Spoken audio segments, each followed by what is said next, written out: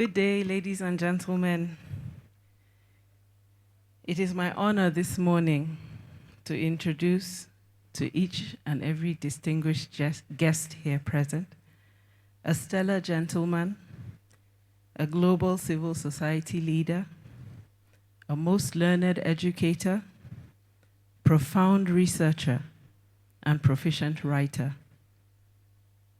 This erudite senior fellow with the Center of Democracy and Development has excelled in his field of endeavor, having begun with a Bachelor of Political Science at the Ahmadu Bello University, my alma mater, and culminating his studies in politics at the prestigious Institut des Études Politiques, Bordeaux, France.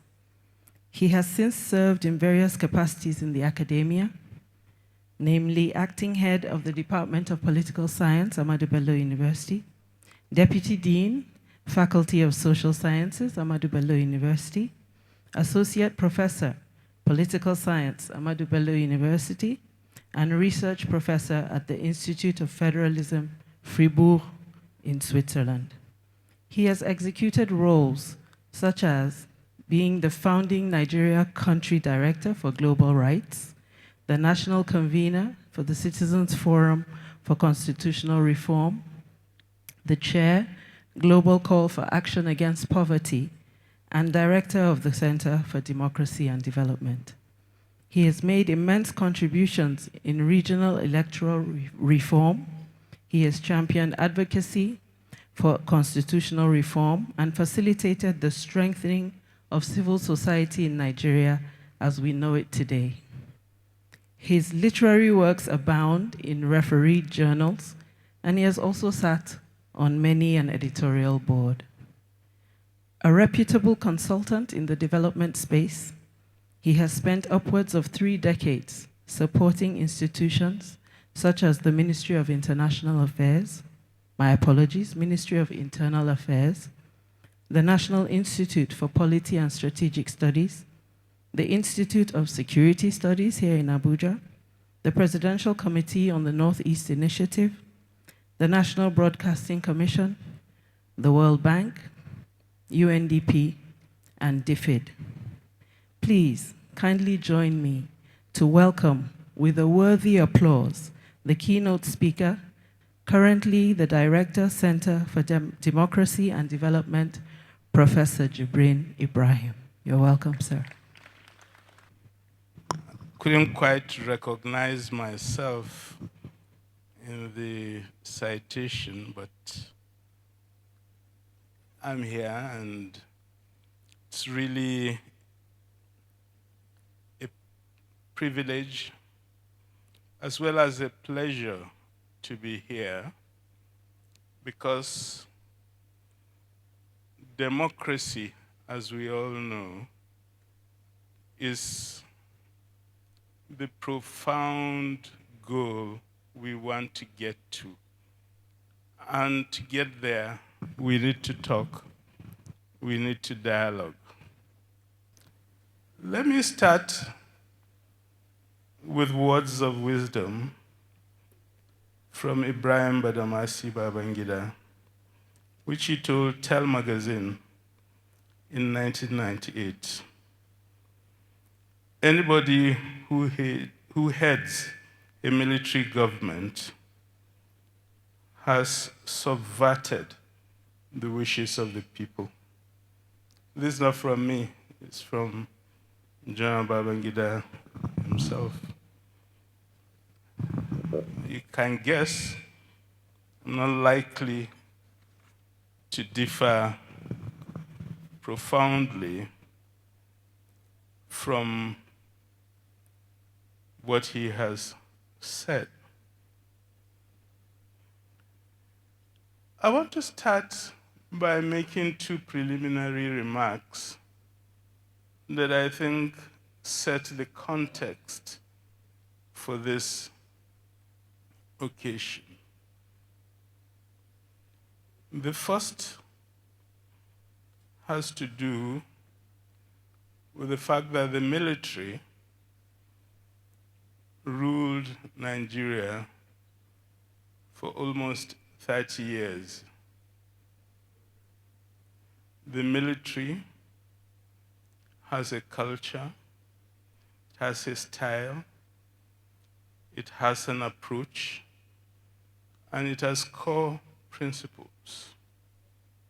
And when you are in charge of power for 30 years, those cultural attributes end up impacting on wider society. Precisely because of that, maybe we need to reflect on the distinction we make too easily between, on the one hand, the military, and the other, bloody civilians that we are. We need to question that dichotomy because of the cultural traits that have passed from one to the other. Looking back at our younger days, the presence of the military was very much in our ordinary lives, not just in the political and administrative life of the nation. As undergraduates in Ahmadu Bello University, the chairman of this occasion, myself, and a lot of others were very conscious about the frequency with which our mates went to military formations for social events. The best discos were in the mess. The most beautiful girls went there. And a lot of our colleagues had to learn to navigate in military society. Luckily, both the chairman of this occasion and myself were nice young men, and we never indulged in any of those things. That's a formal denial. But we knew everybody else indulged. And I think looking back at some of the things that happened in society, one of the things that struck me was this idea of applying starch to your clothes and pressing it so that the starch shows the ends very well. This is something we saw soldiers doing, and we all started doing that. The culture of social life, centralization of authority, intolerance of critique. All these are things that today characterize social and political life in this country. And 22 years into the Fourth Republic, it is very interesting when I look at my columns every week, the words I used to describe the military in the 80s and 90s are the same words I used to describe the political class today. They're very intolerant. They are not civil in their relations. They don't tolerate competition. They don't accept challenges. They resist democratic rules. These were the words I have in my career used against the military. And I was just flipping through my columns yesterday, and I saw the same words being used by me to describe a civilian political class. The point here is that 30 years has had an impact, and while we may not be very conscious of that impact, it is showing in our behavior, and behavior we know is always learned. This is, of course, a criticism of my own life as an intellectual, where I've always tried to make this distinction between dictatorial military on the one hand and civilian democrats on the other. The second preliminary point I want to make relates to the legacy of the person we all call IBB. Looking back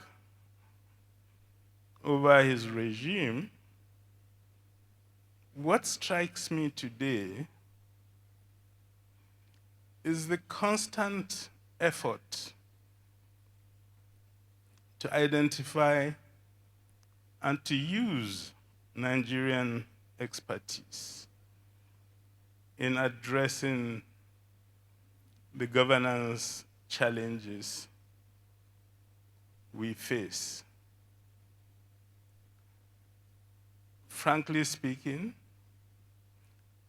it's difficult to find any regime in the history of this country that has used Nigeria's intellectuals as much as he did.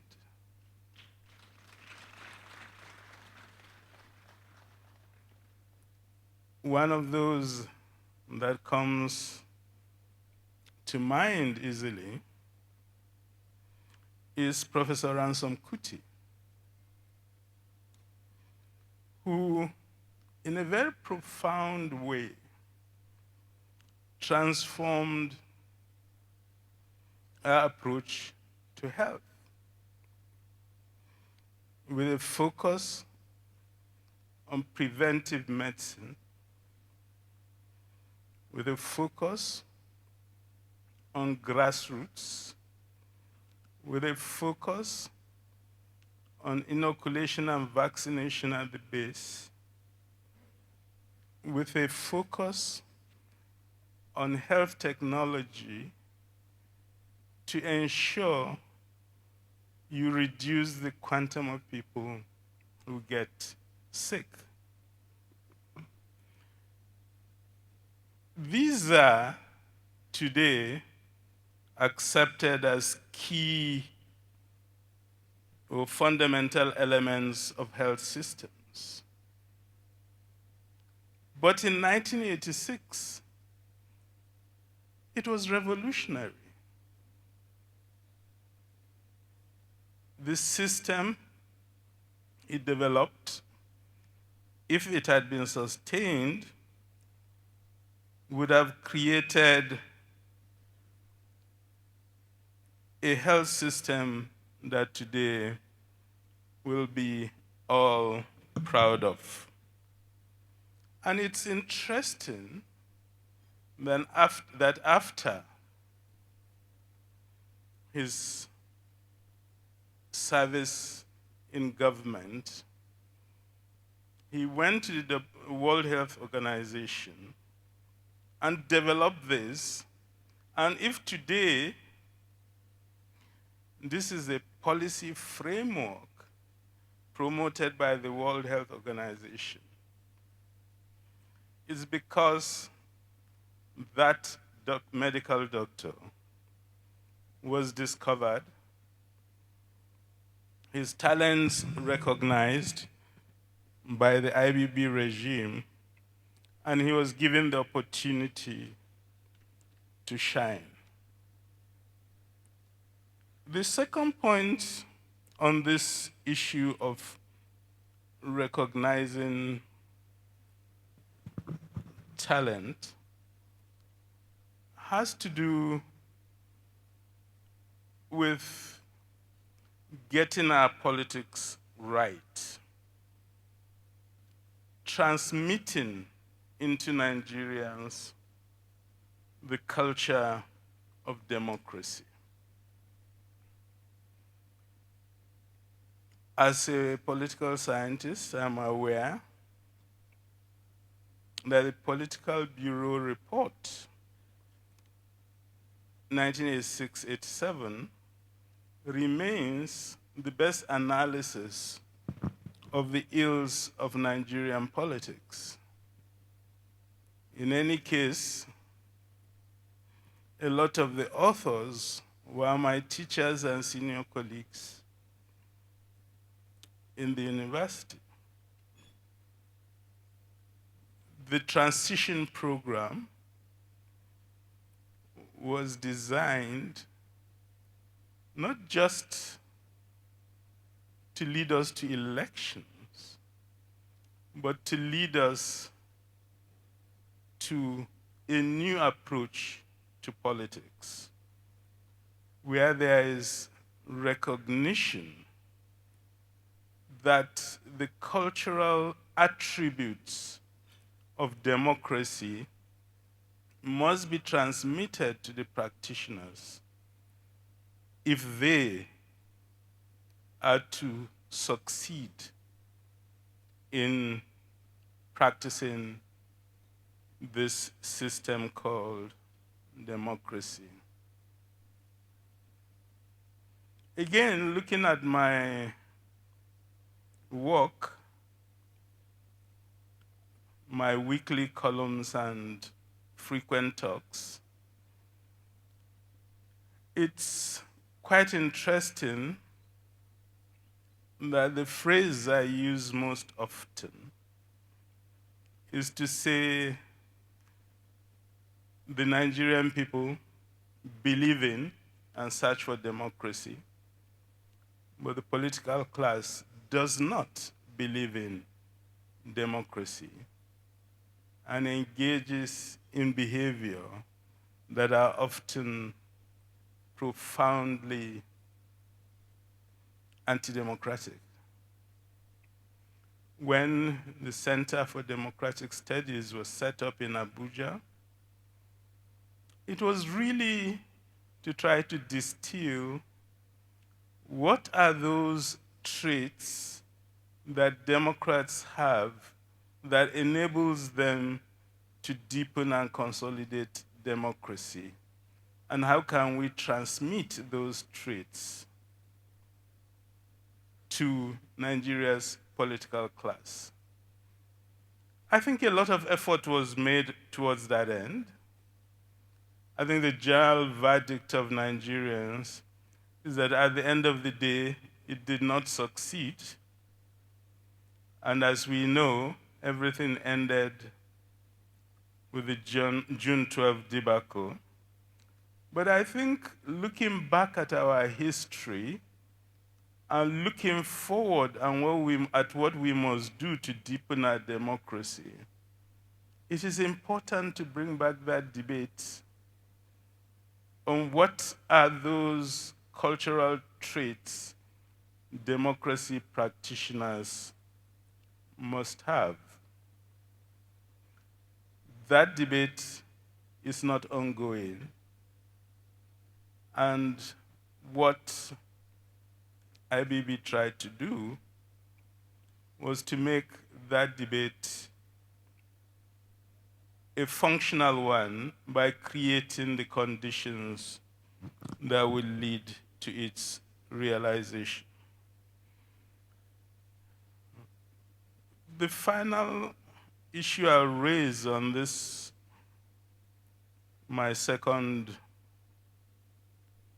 preliminary remark, has to do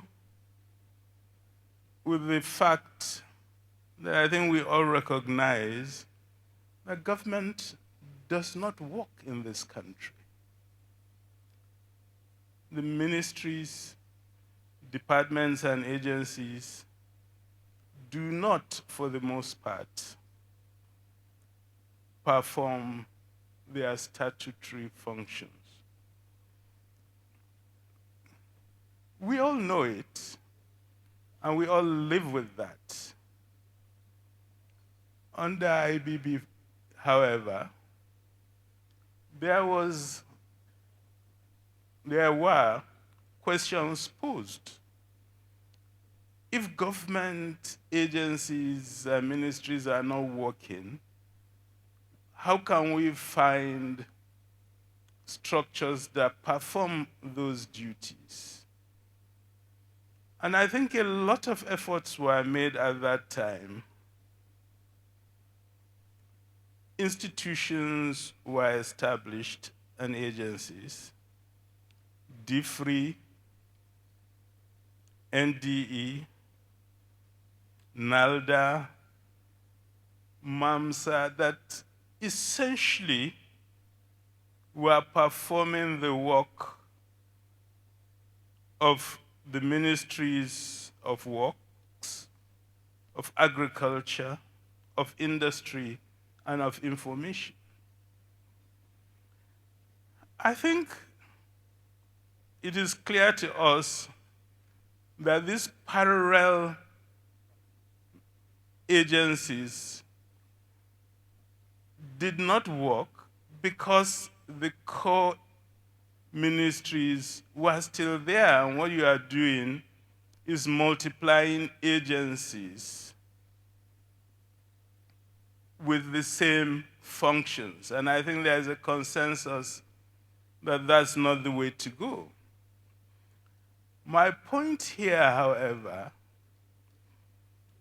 is to say we need to pose the question IBB posed, which is to say these ministries are not working. What do we do? That question, I feel, is not being posed today. And part of the IBB legacy is to place in our minds and in our thought processes the important decision of asking ourselves whether we're asking the right questions. You can't get answers if you are not posing the right questions. You may pose the right questions and not get the right answer, but at least acknowledging that these are the questions that need to be addressed is an important step in getting a solution. I feel this question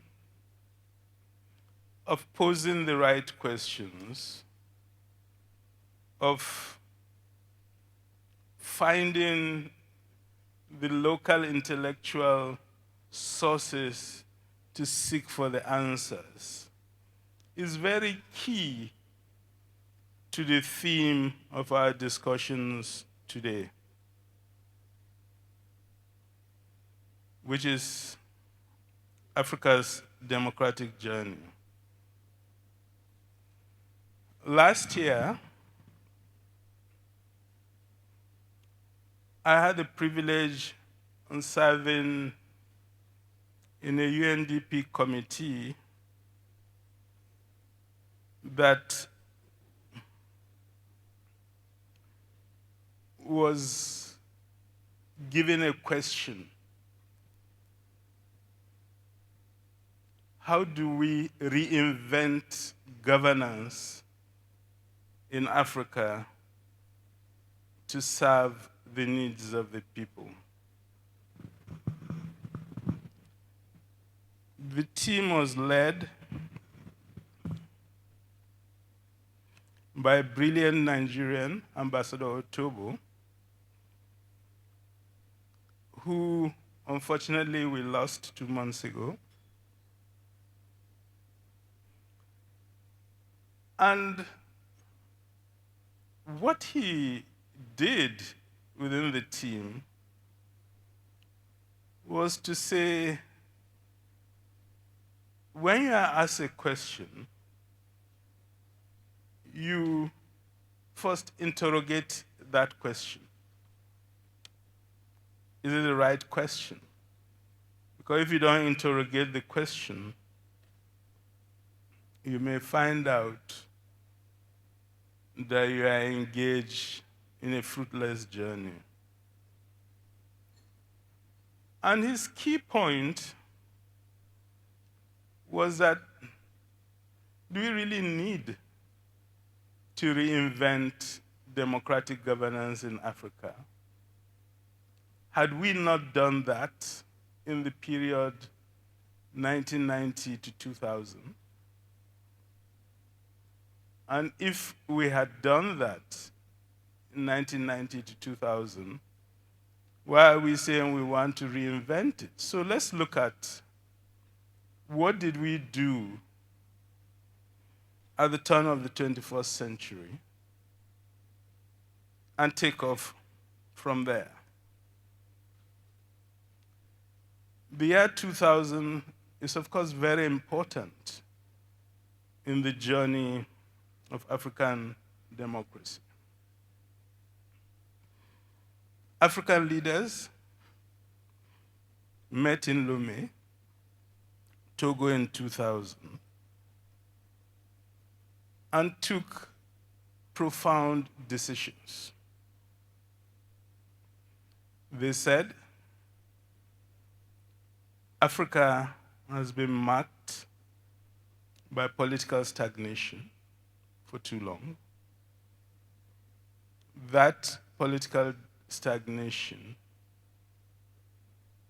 is due to the reality of power-hungry people on the continent who want to be in power throughout their lives, and many want to hand over power to their own children.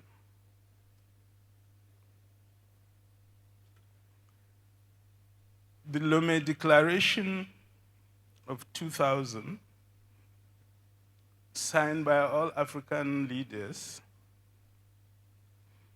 took the decision of zero tolerance to change of government by unconstitutional means. That we all have constitutions.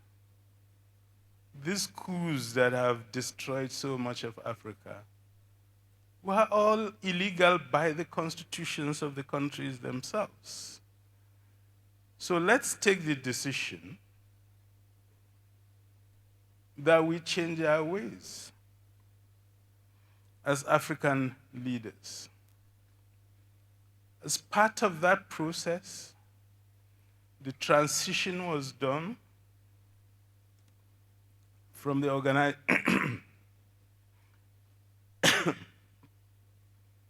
from the Organization of African Unity to the African Union.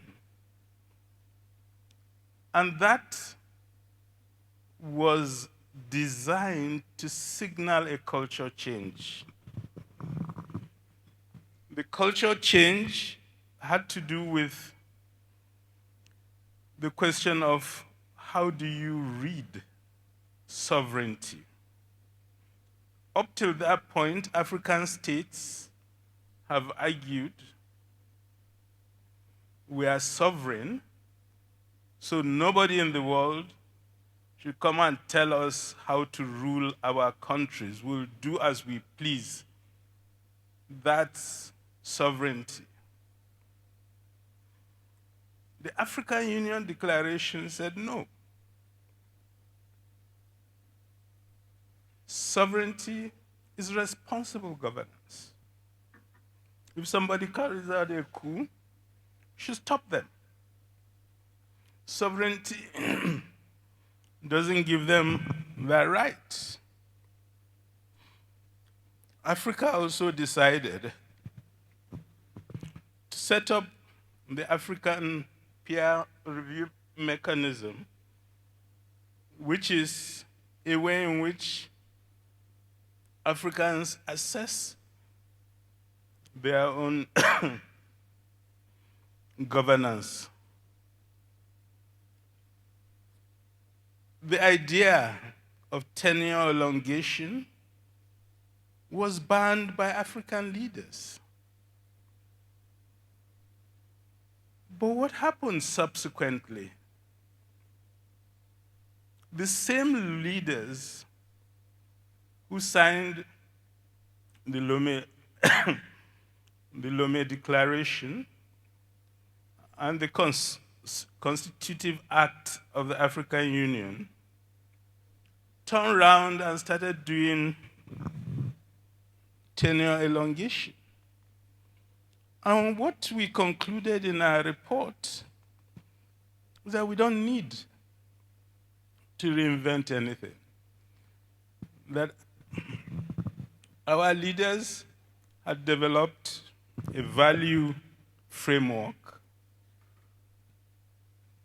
and they are now diverting from the value system they set for themselves.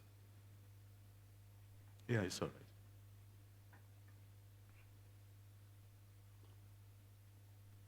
So the point is not to reinvent anything new, but to go back to those key institutions and declarations we took in the period 2000 to 2004 and make sure we implement them. I think one of the very worrying things as Nigerians is the gradual eclipse of Nigerians from that defense of African democratic governance. When Yadema died and his son took over power, while the Constitution says the Speaker of Parliament steps in the absence of the President. What did Obasanjo do? Called Tanja, President Tanja, who was then the chair of ECOWAS. He went to Lomé and said, "Sit down, young man. This is a new Africa. The rules we set for ourselves matter. Step down, and if you want power, you can go and contest in an election." And he said, "Yes, sir," and stepped down. I remember I wrote very flowery tributes to President Tanja and President Obasanjo at that time. That was 2005. What happened 5 years later, 2010, Tanja's tenure, second term, has ended in Niger.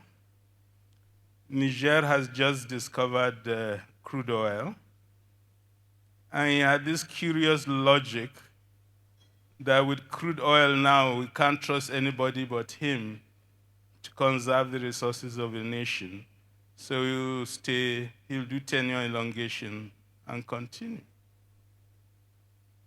What did Africa do? What did West Africa do? ECOWAS, for the first time in its history, took a bold decision and announced they no longer recognize Tanja as the president of Niger. The African Union followed suit. Mass demonstrations, Tanja had to be made to step aside.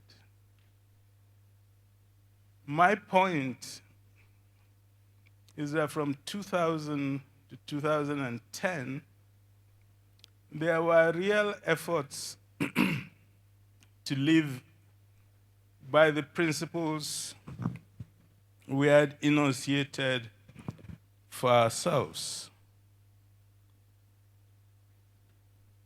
But since then, the downward trend accelerated.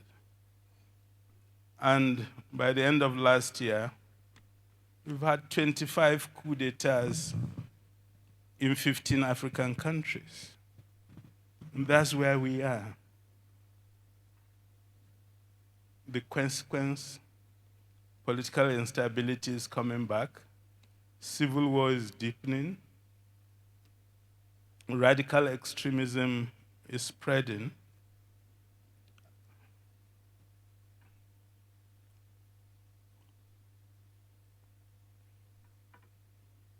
And increasingly, democratic governance, and in fact, all forms of governance are being challenged in many parts of Africa. And democratic regression has become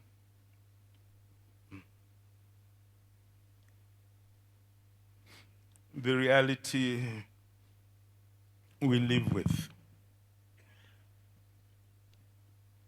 And the issue about democratic regression is that it's a global trend. We've all followed what has happened in the United States of America over the past 5 years, when the right to vote for many people are challenged because they are black, where rules are changed. We've seen what's happened in the UK. British democracy is based on one principle: you must tell the truth to Parliament. And we have a prime minister in the UK that will daily lie to Parliament. What the challenge before us, therefore, is for each and every one of us to make efforts to continue this struggle for democratic consolidation based on a simple civic principle that democracy is really about citizenship, and power is exercised by governments on behalf of citizens, and that therefore those who exercise power are not the masters of the people, they are the servants of the people. I think somebody here thinks he owns that phrase, so I acknowledge. I'm a bit of a crisis speaking, so I will skip the last section, which is on the Nigerian democratic situation.